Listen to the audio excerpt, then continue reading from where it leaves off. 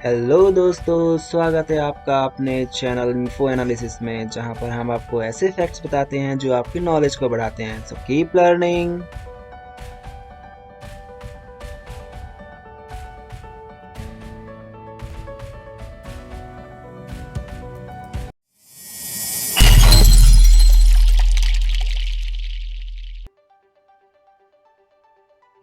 Vaccine यानी कि टीका शब्द आप सभी बचपन से ही सुनते आ रहे हैं और सभी को टीका यानी कि वैक्सीन जन्म से ही लगना शुरू हो जाता है।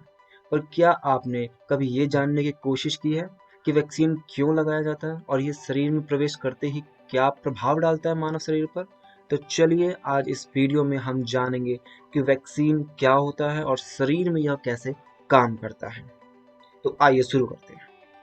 सबसे पहले वैक्सीन ने तो सदियों से ही मानव के अस्तित्व को बना रखा है। अगर ये ना होता तो मानव का अस्तित्व ही ना होता। चेचक, डिप्थीरिया, टिटनेस, पोलियो जैसे गंभीर बीमारियों से बचाव किसने किए? वैक्सीन नहीं किए। हमारे इम्यून सिस्टम यानी कि प्रतिरक्षा प्रणाली प्राकृतिक रूप से कीटाणुओं से हमारे शरीर की रक्षा करता है।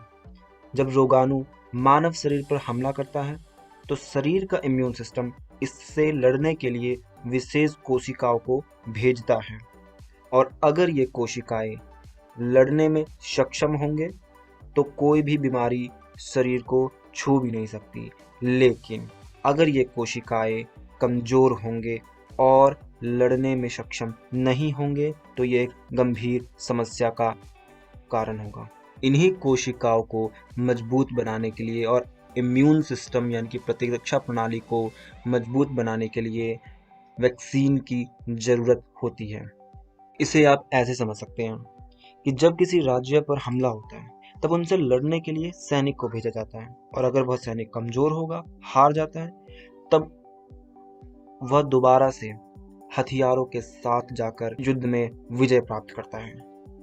ठीक उसी प्रकार मानव शरीर को भी जीवाणु और विषाणुओं से लड़ने के लिए एक विशेष हथियार की जरूरत होती है, और वो विशेष हथियार क्या है?